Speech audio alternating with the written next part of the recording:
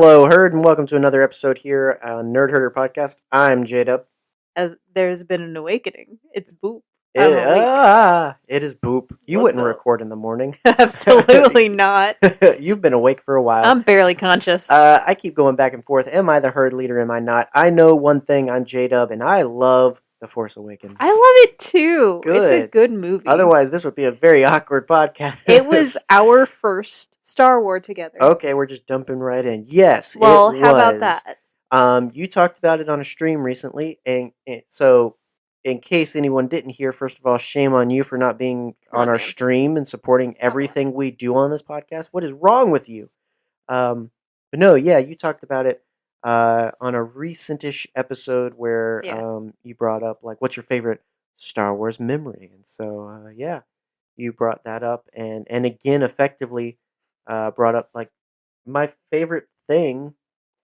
Because we're not really doing favorite things in this episode. We're just talking about The Force Awakens. So sit back and get comfy. Hold on to your butt if you must. Take your pants off. We're just talking about The Force Awakens. So welcome. If you've got opinions, definitely add us. But please, hopefully just the positive ones. Yes, please. Not that you can't have negatives and we're not just silencing. Don't yell them at us. Yeah, we're not silencing opinions. It's just a matter of we choose to focus on the nice ones. Exactly. Hence why we call this episode, We Love The Force Awakens. Exactly. So, yes, it was our first Star Wars. It was our first Star Wars together in the winter of 2015? 14? 15? 15. 15, yep. It was are you sure? Yes. Okay. Can I sit, please? No. Okay, so it was the year that, it was 2015, wasn't it? It was the year that we got married, too. Yes! I know! Hence why it's unforgettable! Take your sip, you boy. I done did! Okay. Anyway, so the year that we got married was the same year that The Force Awakens came out, so it was important to us, number one, for that reason. But also, it was the first time that I got to experience your full force of Star Wars love. Yeah. At once. I mean, we'd been together a couple of years by that point, by the time we got married. And so, obviously, it had come up and it had been a thing. I knew you were a fan. You had tried to make me watch the Clone Wars. Yeah, it was a lot of that, right? It was a lot of, hey, here's this cool thing. Hey, here's this cool thing. Hey, you want to watch this? Hey, check this out. Yeah. It was a lot of that, whereas... It was in my cringe era. With a new Star Wars, it evolved into a, do you want to experience this with me for the first time? Like, I am experiencing this thing I know I love for the first time, and you can be there with me. And, and not that The Force Awakens was your Star Wars. It definitely came later. But if not for The Force Awakens, it wouldn't have opened the door for... your favorite Star Wars or your Star Wars experience. I can tell you the exact moment that it became a Star Wars for me. Okay, you ready? You ready for? Yes. Because I'm going to tell you. Yes. I'm going to tell them too. You're going to tell them this. Because you bring this up all the time. But okay. I know my shame. I love it so much, though. It's one of my favorite memories because we were sitting in the theater, and it goes quiet right before the opening crawl. And as soon as the music hit, you squeezed my hand so tight. And I looked over and you were tearing up. And I was like, oh, okay, this is it. I need to pay attention. I have a reputation for being emotionally cold. Yeah. And just as an example, like I tell people all the time, like I can be a fun person. I can be a normal person and not necessarily be... healthier and well in touch with my emotions, and like Spock. I'm self-aware of this, right? I understand I have a propensity to be very cold and calculated, while still cracking jokes. It's like it's not mutually exclusive. Yeah, so, which is why you have me, who is a crybaby. We're very balanced in our relationship, and I'm grateful for that. And so for something to make me emotional, man, it has to hit deep. And so what deeper for me than Star Wars, man? I have so many, and we've talked about this before, of so many memories and so much love for this fictional universe that has been created.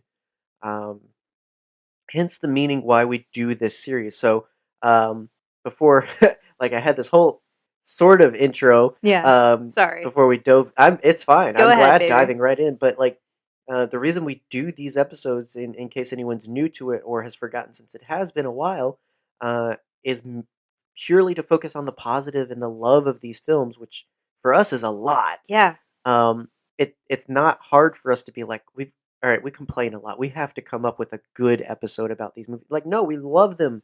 We love them so much. We love them so much that it makes up for anything that any normal person would be like, man, that's not really that Mm-hmm. great. Oh, that's kind of a plot hole. I don't care. It's No, Star it's Wars. so good. And so we created this series way back when we did it as 10 Things We Love About. We did that mostly for our patrons, and that was way in the early days of Nerd Herder. And earlier this year, we decided to revisit that.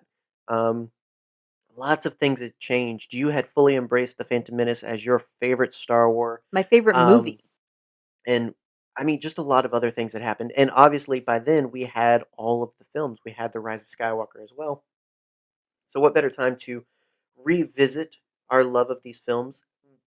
Here's the thing, we're not checking in. It's No. not a, hey, do you love The Force Awakens now? Hey, Yeah. do you still love, like, no, we know. And it's just an opportunity to talk I about just like that talking about it, man. because so often, especially on the internet and social media, negatives abound, trolls abound, toxic fandom is everywhere, and so not that we are a big and loud podcast, but as far as our voices will carry, we'll talk about the things we love, specifically about Star Wars and the lesser loved things. Mm-hmm. Just because they're not everybody's favorite doesn't mean we're going to shy away from talking about them and trying not to convince you, but to try and bring you into an understanding. So often we've talked about things like, hey, I love this thing that nobody likes, Yeah. and this is why. Just because there's no way sometimes for us to fully share, this is why this is good and you should like it. Sometimes it's just, here's why I like it. So if you don't, that's fine, but just remember that I like it because this, Exactly. you know? And so, Dude, it, these movies came out at such a tumultuous, I will say, time for both of us. yeah, perfect time. Perfect. Perfect time. It, They came out exactly when we needed them. Yeah, and I mean, from when our, not when our relationship began, but really where, I mean, marriage is no joke. You are entering a whole new kind of world and Mm-hmm. doing life with someone like that. And so, although we, yeah, had been a couple and very committed to each other, even still, we were going out on our own. This was our first year living far and away from either of our families, doing our own real grown-up jobs and all this other stuff. And so, yeah, The Force Awakens. Yeah, we had awoken. We had entered a whole new time in our lives. Yeah. Um, And we were then just learning how to be with each other too. yeah, and so I think every movie we can trace back to a time where it's just like, oh, that is exactly why I needed The Last Jedi that year. Oh, that is exactly why I needed The Rise of Skywalker this year. Yeah. Um, so yeah, and that's again why it's so special to us is because it means something specifically to us, Exactly. because we're the only ones that have lived our lives, and Star Wars has spoken to us in our lives particularly. And so yeah, that's why, yeah, just that moment of this is a new Star Wars. This is more Star Wars. This is more of something I love so much and means Yeah. so much. Got to me. And Um, I love that moment so much. Like I said, it is one of my favorite memories of the two of us.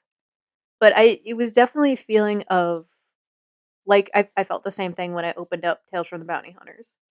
It was taking a step into a larger world. If I could steal a line from Obi-Wan. yeah, It was, opening a door into something that would change my life for the better, I'll say. And, I don't think we're ever going to get that sauce again, but you know what? I'm glad that we had it while we did. absolutely. Yeah, I mean, and like you said, I don't think it could have been better encapsulated. It was just the right time and such a special time for Yeah. us. So let's take our first steps into talking about this. We don't Oh, usually have too much of a plan with this other than we're going to talk about the things we enjoy. Mm-hmm. And I don't know.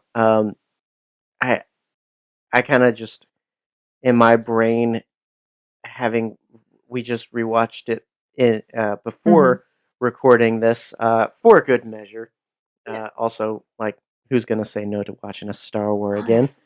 Um, and so it's kind of just in my brain of just like We're through just the film, watching a like, movie in our head. yeah, I'm just like from beginning to end, like I just much like our patron Nick, aka the Backyard TARDIS on Twitter, much like he mentioned it, the introduction of Ray in particular, but overall, I'd say the intro of this entire film It's so good. is so good. Especially the line of, she's royalty to me, which Right. it always gets me. Yeah.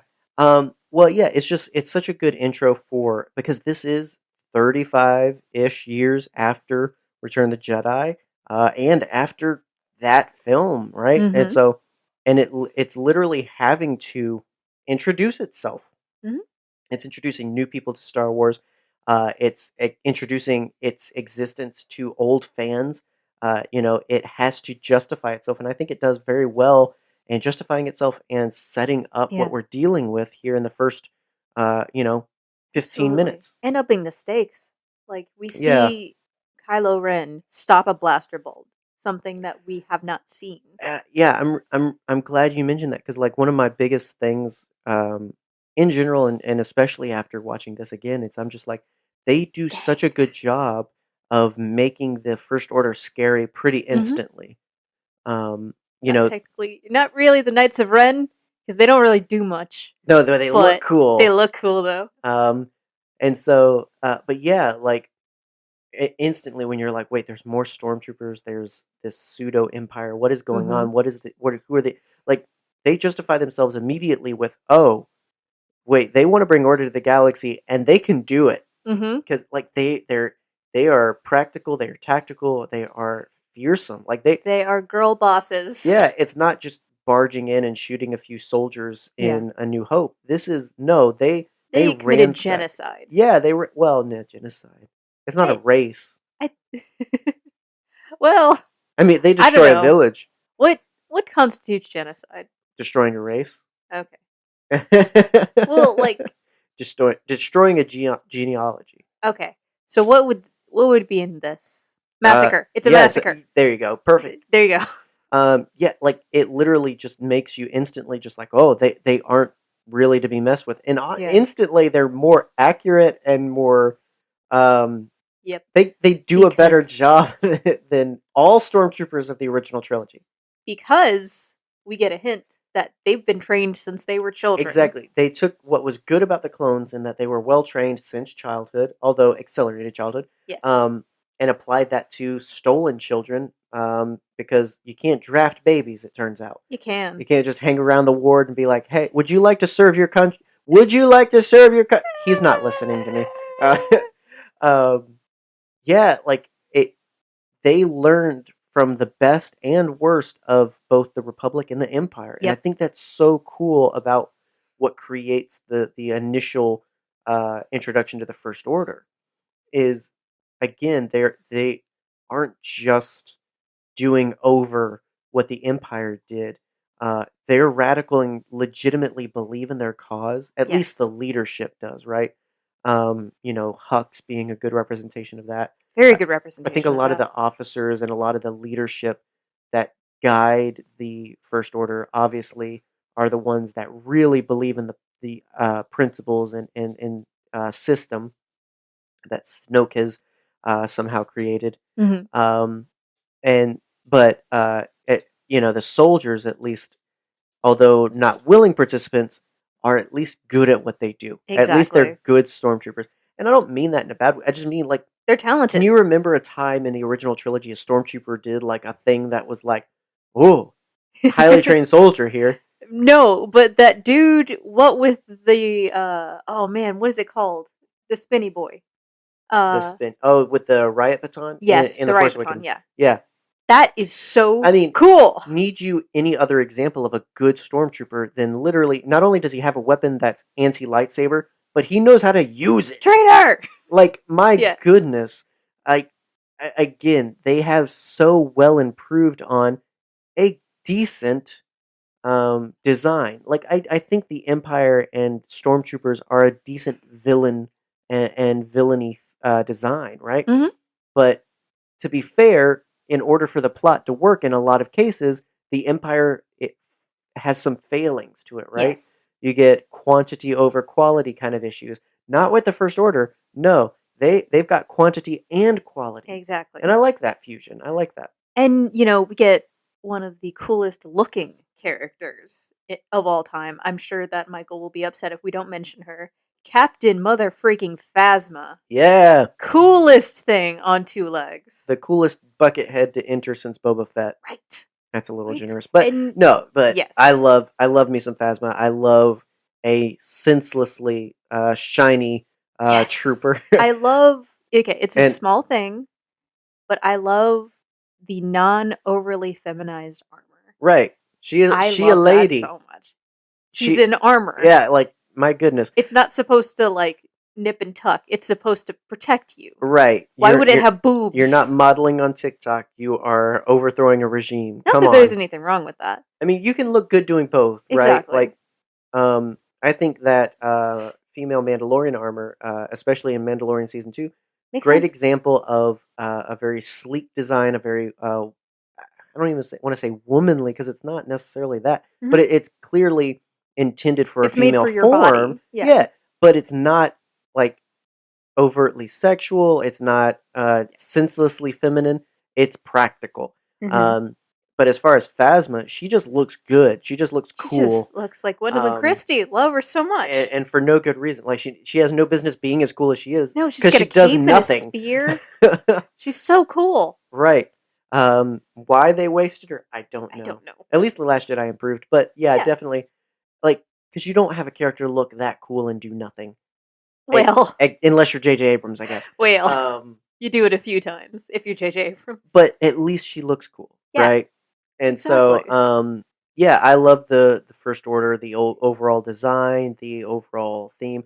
The only thing I wish was a little different, although I like the improvements they've made on TIE fighters, because even that, they were like, hey, they need hyperspace. Hey, they need better guns and shielding. Like, okay, cool. I get you're improving a design, but the TIE fighter was not like the best starfighter. No. You could have felt free to design a new one. It was made of scrap metal. Yeah, it's just like, it's a ball and wings. Yeah. Like, we can do better, guys, but okay, let's give make it it to a gunner. You. Right. Like, let's add another seat in there. Yeah. Oh, that really was cool. Good job, General Good job, Hux. guys. No. Speaking of General Hux. Oh yeah. While we're on a roll, Dominic Monaghan. Fantastic.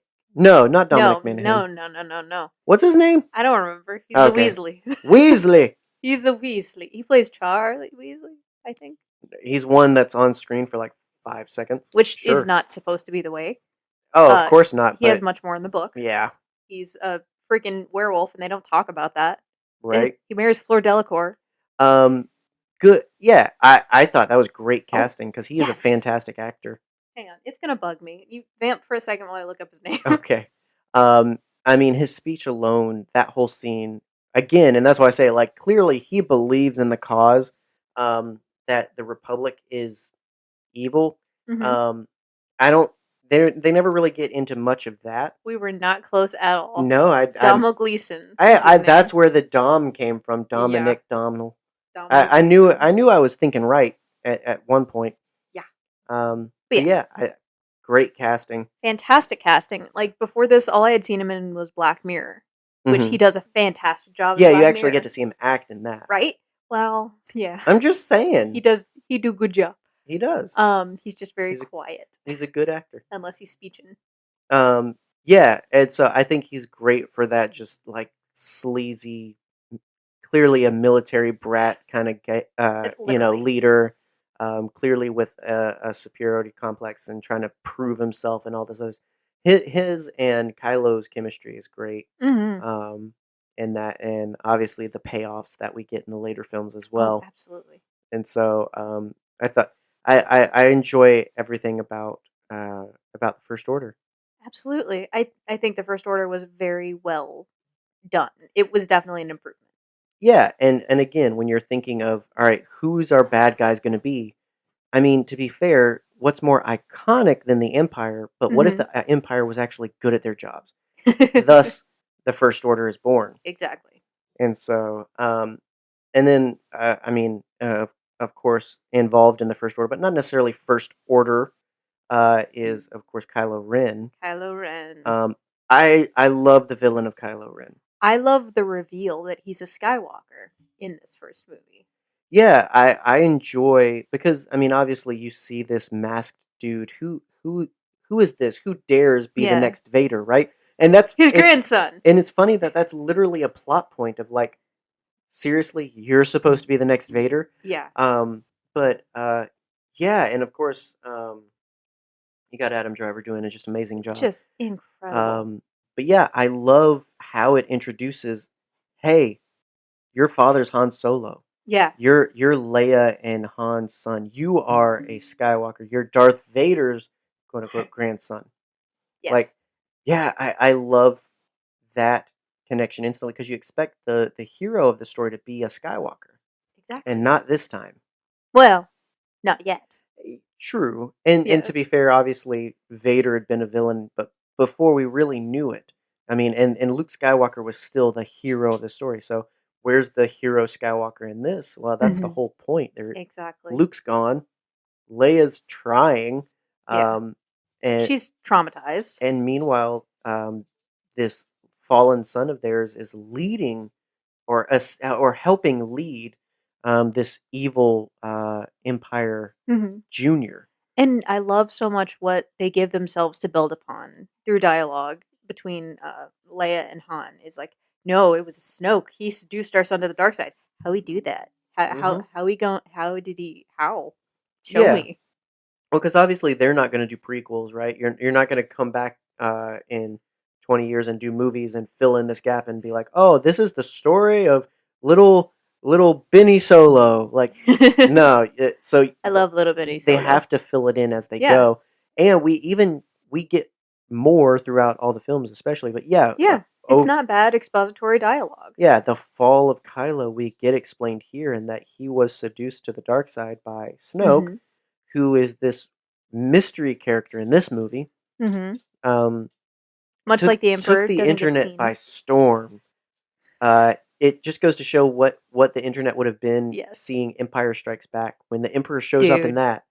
You know, who's the Emperor? Who's that? I bet that's Luke's dad, or whatever. Like, who knows what ridiculous stuff they would have come up with back then. So I'm going to talk about it. I mentioned it earlier to you off mic, but I'm going to go ahead and say that way back in 2015, I straight up called it. I knew as a casual Star Wars fan, because it made sense narratively, that Palpatine was behind Kylo hearing You're his saying you grandfather's called voice. that back in 2015? I remember. I talked about it on the podcast. We didn't do that till 2018, though. No, it was. It was after the Last Jedi. It was when you're right. It was when we were doing the podcast. Okay, yeah, so I know, in 2018, I called it. Yes, there you go. I just wanted to get the timeline right, but yes, you did, in that it was Palpatine orchestrating the entire thing. Yeah, we didn't have much of a full spirit, but like it was actually him. No, but it was a bull honky theory that I just looked at you and said, "What if it's Palpatine?"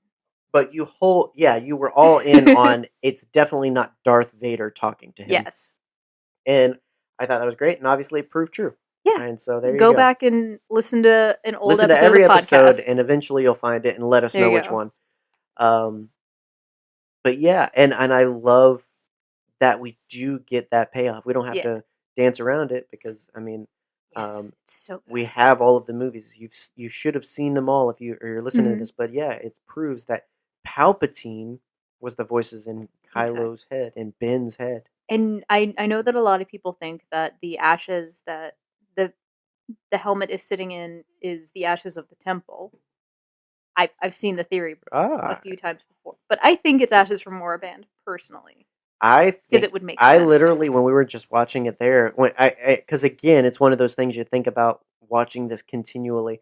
I was like, what if it's like his Jedi robes or something? But then I was also like, but this is some random interrogation chamber on Starkiller Base.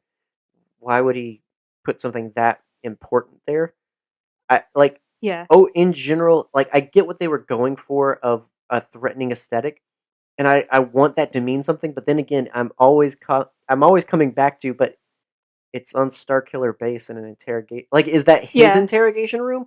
That would make it completely Does he different. just carry some ashes around? Right, like, does he's just like, "Hey, I need you to bring in the pillar. Did you I remember to pack my ashes? I need my ashes. It goes with my aesthetic. I really got to scare this chick." I've seen so many theories. I've seen the theory of it's ashes from Vader's funeral pyre, which how would they get that? And again, why would that just be in the Exactly. like the the the normal interrogation chamber is what bothers me. Mhm. If that is an interrogation chamber like off the suite, like it's just like, oh, there's the spa, there's my closet, there's where I stand half nude, and then there's my interrogation chamber. You want to check it out? Like unless it's that, Yeah. it doesn't make sense for it to be important. I like the Moraband theory though. I want it to be important. Don't get me Yeah. wrong. I want it to be something like, oh, like the ashes that Maul had his vision through and everything. Yes. I want it to be important, um, and it would make sense that it would be something like that, something connected to the Force and the Sith, because like his whole thing is, I gotta stay dark, I've got to stay evil, because that's who I Mhm. am. I'm a monster. I'm evil. I have to live this kind of life. I can't be good.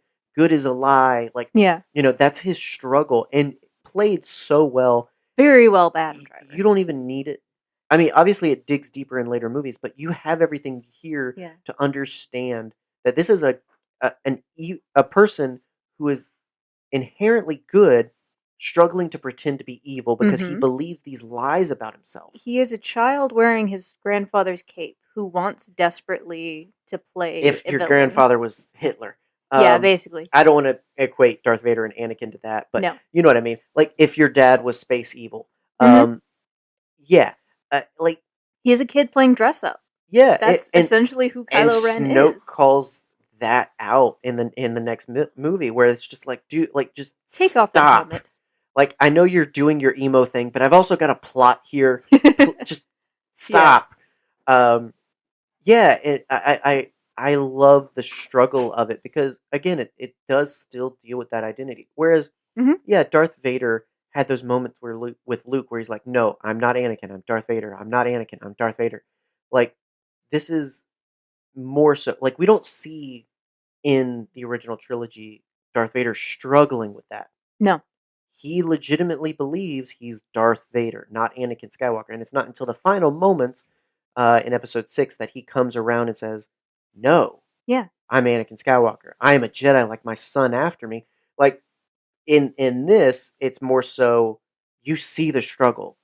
You see what the difficulty is for him to have this poor self-image that's only tacked on by this person that wants to abuse and use his power, Mhm. because he's useful if he's hurting. He's useful if he's broken and evil, and that's Snoke's and by Yeah. extension Palpatine's whole thing. It's the line from Maz of I've lived long enough to see the same eyes in several people or whatever it is. But you look at Kylo Ren, you see the eyes of Anakin Skywalker to a point. Absolutely, yeah, and that's what I love. I saw something way back when that I keep saved on my phone that was breaking down the trilogies of um, it's like the origin, like it's Anakin's beginning, Anakin's fall, and Anakin's legacy. Mhm. Because Anakin is the chosen one, and he is the through thread of all of this, right? Yeah. And absolutely, this sequel trilogy, and particularly Ben's whole struggle and existence as a character, is the legacy left of this chosen one, Yeah. um, who believes that his grandfather was the chosen one because of his evil and power, not because of his good naturedness and Exactly. selflessness. Um, and so I love those themes as well of how legacy can get so twisted by the people that tell our stories. Um, all it Absolutely. takes is Palpatine and Snoke coming in and saying, like, no, how good was Anakin compared to Vader? Like he did so much more as Vader that was good for this galaxy and all this other stuff. All he had to do was kill his humanity and Well, he blah was blah blah. Vader longer. Yeah, yeah. Yeah. I mean, yeah, they're about. Yeah. And so yeah, absolute. But that's all it takes is someone manipulating a weak person or a person dealing with identity crisis. Um, you know, obviously Palpatine helps him find his identity uh, in a way that works towards his means of control, Yeah. and that I guess he just wants to be Space Hitler again. It just goes to show it's who you hear the story from. Absolutely. Do you hear it from the people who it a great many things you will find based on your point of view. That's You not the got line. you got there. You I got landed. it essentially. Yeah. There you will find that a great many of the truths that we hold to depend greatly on your You point got of the view. important points. There you go. Um, And Kylo is looking at it from the perspective of the people who thought that they knew Darth Vader. They were the people who manipulated Darth Vader into becoming Darth Vader instead of hearing the redemption story that really only Luke could tell if we're being honest with ourselves. right. Yeah, and that's the thing. And so it has a lot to do with who's feeding him what. And again, Yeah. at the same time, while he's dealing with all these very normal and relatable things with a struggling family and this undue pressure to succeed, and He's not gonna have 2 life days. right, well, yeah, it's like Palpatine knows how to take advantage of a hurting person for sure, Yes. especially a hurting Skywalker, and so He takes broken children. yeah, and that's what's so great about this trilogy as a whole, and no doubt you see the makings of it here, and that uh, Kylo and or Ben and Rey are such two sides of the same coin. Mm-hmm. They're both dealing with this idea of who they are and who the universe is, right? And their point in it. Um, and how that ends up playing out, and they're both Mhm. rejecting it, right? Um, They Ben, both need someone to show them their place. yeah, Ben is rejecting the light that is in him in favor of dark and power because he believes that's what's right and good for him, and Ray is, rejecting the truth she knows about herself and her legacy in favor of hoping that um, her good parents will come back and they'll be a good family and a normal family. Mhm. You know, she wants the mundane. She wants the normal. She doesn't want the legacy of Palpatine, whether or not she really knows it's Palpatine or not. She doesn't want all this specialness and everything. She rejects the Skywalker saber when she gets the chance. Mhm. She isn't jumping at the opportunity to go find Luke. She wants to get back to Jakku, get back to her comfortable, and wait for her good little family to come back and get her and say, "No, you were wrong. That was a fever dream. We're normal. Mhm. Look at me. No lightning. You're okay." When in reality, she knows there's something about her Yeah. that's different. And that's the whole thing is like both of them know something about themselves that they want to deny. I And love so, that so much. and that's what's so great. I mean, they That's what makes a literally, dyad. yeah, and they're literally dressed up in opposing colors. They've got very similar themes through both costumes. Um, And both similar themes musically too. hmm And so, like all throughout, they have been intrinsically linked as the main characters of this trilogy, Mhm. and I love them both for it. Their complete story. It's hard to appreciate all of it in just the Force Awakens, but I Yeah. love especially the more times I've watched it since, as a whole trilogy with the whole story to go back and see how much of the Rise of Skywalker is in the Force Awakens, how Yeah. much of the Last Jedi is in the Force Awakens. And no, I don't mean literally, but I mean obviously if you continue a story, you're going to make the things that appeared before it make sense Absolutely. retroactively. Everything about the Last Jedi and the Rise of Skywalker supports and upholds and expands on the Force Awakens. It like I can't see the trilogy the way some people think of it or see it in that it was just a jumbled mess and disorganized and all this other stuff. I Yeah. see a very connected story and a very meaningful story, I agree. especially as it revolves around Ben and Ray. Exactly. And Ben and Han. Yeah, good point to bring him up. Yes, got to. I have to bring up my favorite scene in the movie. Sure. because every time you hear that "Ben" from down the hallway, I jump every single time. It does not matter if I'm paying attention or not. They did that really well. Yes, they do.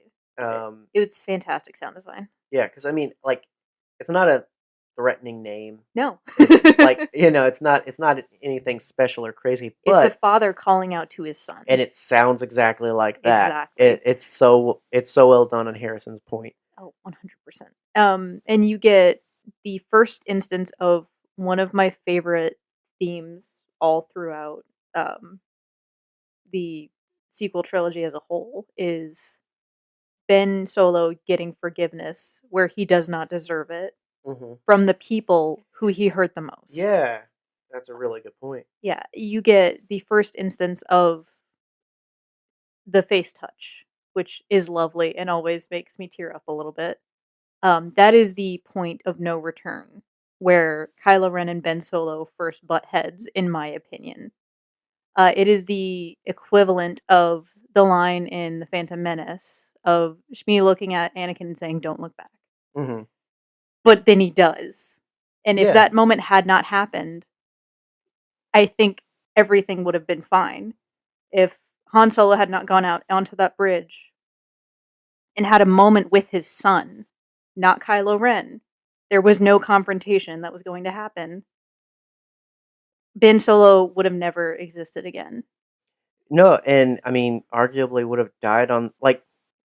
I was thinking about that watching this of like that moment he takes of do I do something isn't because is he going to listen to me? No, it's because can I really leave this planet that we've just set up for destruction? Like they were planting bombs. They were going to bomb the oscillate. Like they were going to destroy Starkiller Base. That was the plan. Am I going to leave here knowing I could have said something to my son before that? Yeah. It was that idea of either I'm leaving it. here without him, he's leaving here without me, or neither of us are leaving. Exactly. And so that moment of I've got to do something, and leading to that and you talk about a dyad like this and the scene in The Rise of Skywalker for me are two of my favorite scenes in all of Star Wars. I love it so much because it is a rhyming mirror of itself. Obviously, it's a chance to relive the moment you rejected your chance at forgiveness and redemption. And so, but yeah, like I love that legitimately he opens up and I don't know. I don't know if I have the strength to kill you or the strength to run from the dark side. I don't know if I have the strength to do anything. I don't know. Yeah. And having that moment where he really does realize it's as easy as the flick of a switch to continue to be Kylo, to be this thing I think I am. And yet, like you said, and I love that you brought that up. I like that. Yeah, every time, although he rejected and scoffed at the idea of these people forgiving him, my mom would never forgive me. My dad doesn't care. Luke hates me. Like every one of them selflessly going after him and proving him wrong. He doesn't get the satisfaction of killing any of them except for, of course, his dad. Arguably, he doesn't get the satisfaction of that either. No. Because it sticks with him so greatly. It almost breaks him. Which is the whole point. That as a struggling man, it's just that idea of like, no, I can do these things. I can be bad. And then when it's finally the time to do it, yeah, you did it, but you proved how good you were and how much it hurt you to do it. Like a true psychopath, a true evil person doesn't care about doing evil. But a person that's lying to themselves, that is having a crisis, no, they're affected by the things they do. And that's what shows he had a humanity through it all. Like, a lot of people are like, yeah, he redeemed himself, but think of all the things he did. Yeah, but think about how much it hurt him. Yeah, knowing his character, although, because it's exactly what he wants in that you don't see the struggle, but he definitely lingered with all of everything he wrought. All of that he struggled to keep his feelings suppressed and everything. I say a lot that at some point I want a story about Cody after Order 66 where he's dealing with, the aftermath. I want a story about Kylo Ren being kept awake by nightmares because of what he's done as Kylo Ren. Yeah. Well, I mean, it's like why Vader had the meditation chamber. All that he was doing in his meditations was suppressing Anakin. Yep. And similarly, I think Ben went through the same things as Kylo. Yep. That was the point of the mask. I think people don't get that sometimes, is that you can physically distance yourself from what you're doing. It's that inner compartmentalization where I put on the mask, I'm Kylo. Exactly. Kylo is doing these things. I don't have to deal with it because technically I didn't do Right. it. It was Kylo All Ren. I have to do is make sure people don't know about Ben. Exactly. I mean, Anakin. If they don't see Ben, they don't know Ben. Anakin as Vader did exactly the same thing, and that's such a thing of the dark side and the realities, obviously, that a fictional world speaks to, and for us is like we can do those things. We can cover up and mask things about ourselves and pretend to be something we're not. And although there's no light side, dark side, ultimately that leads us to live a life that's just a lie and a sham, and ultimately bad for us and anyone that comes in contact with us. If we're not living honestly, we're not living well. Um, and so, yeah. Um, in order to keep this from becoming the Kylo show, but it's such a good show, though. Oh my gosh, yeah. Well, and it goes to show, like, I guess a big thing for us is Kylo. Yeah. Ben Solo's journey. Ben and Rey both. Although Ben and Kylo, that whole relationship is strong throughout the films for me. Rey's becomes more important with each film for me. Agreed. So whereas here, I really enjoy her and her perspective and everything. Like she was surprising. We're getting glimpses. Yeah. And like you said, yeah, it's that surprise. Like it's just like, oh, okay. So she's the Jedi. Cool. Yeah. But we're not really digging into Rey, and obviously that's the job of the Last Jedi when she spends all this time with Luke and everything. But here it's just it's very introductory. It's very much, but it's so good too in that it helps you get pulled in as the viewer. I think by having such a character that takes you by surprise so much and feels so fun and relatable, while also seemingly have some ulterior motive. You can see that there's something under the surface. Yeah, absolutely. And obviously that's what the next films are for. What I love so much about Rey in The Force Awakens is not just her strength, but also her vulnerability. Like, you see that so many times, especially in Maz's castle, where you see her desperately trying to cling to something and be like, I know what I'm doing. I know what this is. Yeah. When in reality, she has no clue because this is all new. Yeah, that's really good. Like, you don't... She has abandonment I'll issues. say through other media, you see Luke struggle with the responsibility a bit more, but in the films, for the most part, a lot of it's pretty exclusive to moments in episode 5 and 6, right? For the most part, he kind of just goes along with Ben, goes on this adventure, and now he's a commander in the rebellion. Like, you see him kind of go with it, and I'm not saying that's bad. I get it. He wanted the adventure. He wanted those things. Rey didn't. So seeing her struggle to be the hero, throughout all of these films is such a good and refreshing thing, I think. And you get those fantastic little moments of, her looking out the viewport of the Falcon and being like, I've never seen this much green in the entire galaxy. That is an incredible moment for her character. Yeah. And you get that loving moment like I get with Omega, where she's staring at hyperspace. Right. It's that same face of, this is something new. Yeah. This is something that I've never seen before. Is it worth it? Is it worth giving up everything I've ever known for, this? Yeah. And that's just the beginning for her. She sees so much more than that. And I love Rey as I don't think she's naive in the slightest, but I think, well, I guess maybe in some, she's innocently naive. She's innocent. To a point. Right. Yeah. Yeah. She is the manifestation of the light side of, a heart full of so much love and joy. Yeah. And power. Absolutely. Big time power. but I that love to she see it. can choose and does choose to use in a positive way. Exactly. Um, yeah, absolutely. I That's what like a makes lot them a of. dyad. Hmm.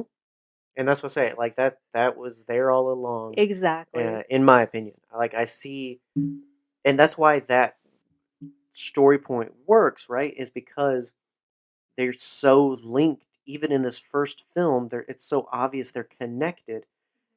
It goes on to explain how, though. Yeah, Um, there's dyads in every trilogy. yeah. So, and I mean, look, listen. That's because we choose to see it that way, right? You can choose to be like, nah, that's stupid. They just added that in later, and I'm like, oh, oh, sure. If Go that's for it. what, if that's how you're watching the movies, okay. But the way I see it, it's there. It's there throughout. Um, so, uh, the Last Jedi specific, or not the Last Jedi, the Force Awakens specific, because in talking about two characters that are So so much important to better. the trilogy, it's hard to stick to just the film itself, Yes. unfortunately. But I will say that this was the film that made X-wings cool. Yes, it did. It made For X-Wings very cool. I love the action and dogfights and space battles of this film And so much. arguably one of the coolest pilots Yeah, of Poe the entire Dameron, film. absolutely. Which another great introduction, really fun character, and yeah, one of the best pilots out One there. of I'll the say most queer-coded characters it. in the sequel trilogy, if we're being honest As the with fandom ourselves. continues to cheer, yes. Yes. Um, You cannot tell me that listen, boy is straight. I can't tell you anything because they haven't explored it, but I will say that He's explored. I don't really care either way. Like, however it turns out, I Yeah. mean, I it doesn't bother me because I don't see that being a big thing. Uh, like what when I say big thing, I mean like I don't know. He's always going to be Poe, Hmm. regardless of if and who he partners with. So I just like Yeah.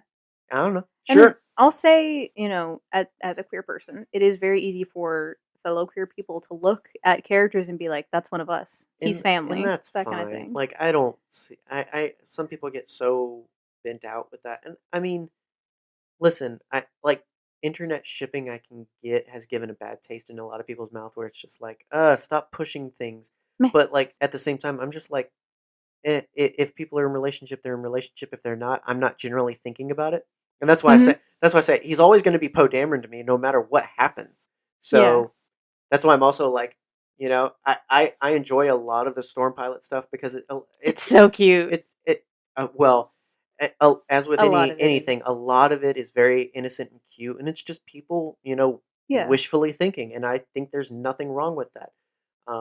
It would be completely different if he and Zori were a thing, right? If Yeah, he and another definitely. character were a thing, and no, it's like no, this is the narrative. Like I okay, but there's nothing Hmm. there. We get the only indication we get is that he's a smooth talker with anyone. So Exactly. who knows?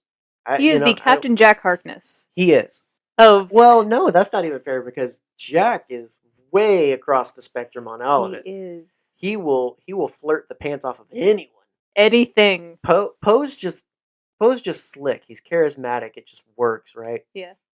So yeah, but I love him. I love and it's partly due to him and his action sequences that for me it's just like whoa, Yeah. X-wings are really cool. Yeah. And, a small thing, which kind of goes into what I was saying earlier, is he is very physically affectionate person for a man, which is neat to see in male characters. And very modern. Yeah, I love it. Like with amongst friends nowadays, men are a lot less toxically masculine As about they it, should be. and Touch your so friends. it's not just fist bumps and handshakes. It's hugs. It's a deeper affection, and It's a that's kiss on the fine. mouth. Right. Come on, man. Then they kiss. Um, so yeah, I think that's what's so great about this too is that um, it's still truly and completely Star Wars, but it does get to benefit from some advancements Hmm. in film and history and culture and everything. in that it does really get to be a modern Star Wars, Yeah. and I think that's so great because um, although there's nothing terribly generationally specific about any of them, it is really nice to feel like this belongs to a generation. Yeah. And, we get the very great line of "Stop taking my hand." Yeah. I love that so Well, much. that's what I mean. Like you get to put those things in because that's where we're at now. Yeah. That's how we've advanced as a society. That would have been a Leia line if it had been made today. Absolutely. Because it's not to say that feminism and equality and inclusivity hasn't always been a part of Star Wars, but the acceptance of what that means has Mhm. changed in society, and so for sure, it's only improved over time the message of Star Wars and everything. Yeah. And we also get Poe's boyfriend, one of the best characters I think of the sequel trilogy and of Star Wars in general. I love Finn Yeah. so dang much. Hmm. He is such a good character. And such a he is I if I'm being honest, I would say the Luke Skywalker of this movie because he is a reluctant hero. Sure. He doesn't want to be involved necessarily, but dang it, he's gonna. He definitely just wants to go to Tashi Station and get some power converters, is all I'm saying. Is like he doesn't want to go back to Jakku, Yeah. where all of our other characters are like, we got to go back to Jakku. We got to do something. We have to, make the universe better. He's like, I just want to go away. I just want to get away from this. Yeah. Well, similarly to Ben and Ray, who are rejecting a part of their identity, he is too, in that no, he's not a stormtrooper, but the reason he's not a stormtrooper is because he's inherently a good person. Yeah. He's too good to be a stormtrooper, and but he's rejecting that in self-preservation mode of no, I just got to get out. I can't. Hmm. I don't have time to be a good person. The First Order won't deal with that. Won't Yeah. accept that. I've got to escape while I can. And you know what? I'm gonna headcanon right now. I drew out of my forehead.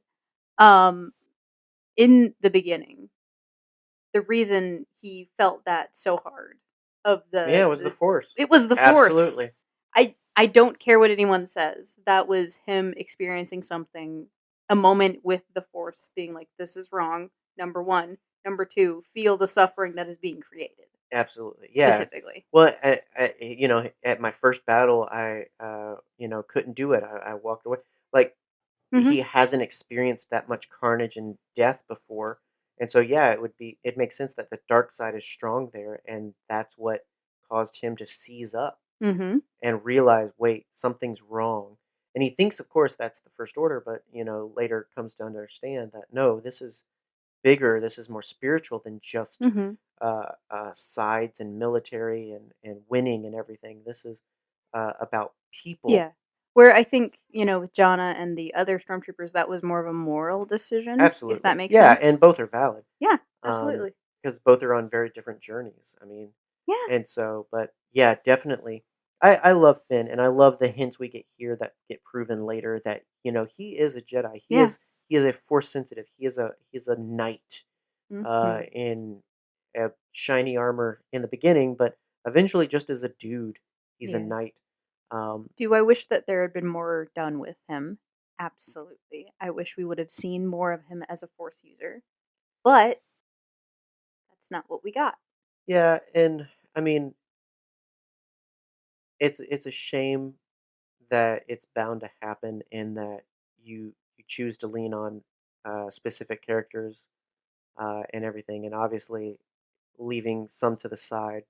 Hmm. Um, but the truth is, what we got still remains Yeah. impactful and good, and uh, we can do so much more with that and expect so much more of that, and continue to enjoy what we have and hope for more and everything. I mean, I don't think we're done with any of these characters, but definitely not Absolutely done not. with Finn. And I love so much that the holiday special canonized some things so that when Finn does come back, we know he's coming back as a Jedi and as an Hmm. integral character, regardless, Absolutely. and as his own character because he grew to that point to be um, definitely very affectionate and accepting of this new family he's gotten, but also independent. Mhm. He eventually grew to independence, and I definitely think he gets a great start here. Yeah. And I think where he lands in the end, whether we see it all on screen or whether some of it's in context, regardless, I think he ends out in the trilogy as a great and solid character as well. Absolutely. And not just independence, confidence as well. Yeah. Hmm. Yeah. Big time confidence. Absolutely. General. Right. Um, Well, we've talked away our time, and I We think talked some a of it was lot. about The Force Awakens. But definitely let us know. Hit us up on the social medias and all that good stuff, and let us know your thoughts on The Force Awakens and opinions of anything we said today. Hopefully, most of it made sense and was on topic. It definitely relates all back to The Force Awakens, but clearly we enjoy these characters and have such big thoughts about them that it's hard to contain and keep terribly streamlined. Yes. But we love The Force Awakens. We love Star Wars, and we would love to hear about how you love Star Wars and The Force Awakens specifically as well. And so, like mentioned, social medias are in the description. We'll be back the week after next with The Last Jedi. Yes. Yes, we In will. between, we are going to be talking about the Sam Raimi Spider-Man trilogy on our Nerdyverse series. So, alternating between superheroes and Mhm. Star Wars for the remainder of the year. So, hopefully, you enjoy and tune in for all of that goodness. And we'll be in your We'll ears catch you later. on the flippy dip, Yeah, baby. we'll be there when we be there.